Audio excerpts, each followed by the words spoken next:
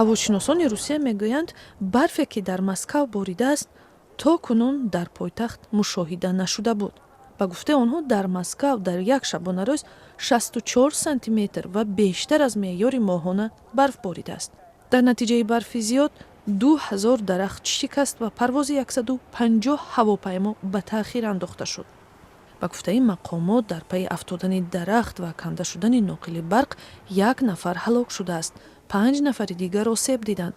дар канораҳои Москав 250 маҳалла бенейрӯи барқ монд.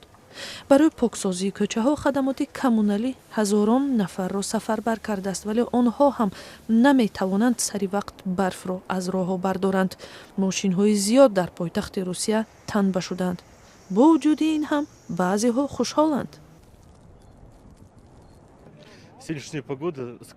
ҳавои имрӯза афсонавӣ ва олӣ аст. албатта зури хадамот барои поксозӣ намерасад, вале дар умум таби мо хуш аст, солинавист. зимистони воқеии Русия ҳамин гуна бояд бошад. аммо зимистони воқеии Русия кори муҳоҷирони тоҷикро бисёр сахт кард. яке аз онҳо ин видеоро ба мо фиристод. ҳамаи ами мардуме ки барф тоза кардастанд ҳамашон тоҷикон.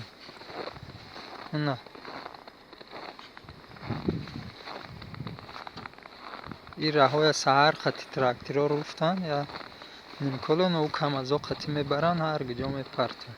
ба гуфтаи ҳавошиносон мавҷе ки барфи зиёдро ба Москав овард имрӯз аз пойтахт берун меравад, вале ҳарорати ҳаво боз ҳам сардтар мешавад.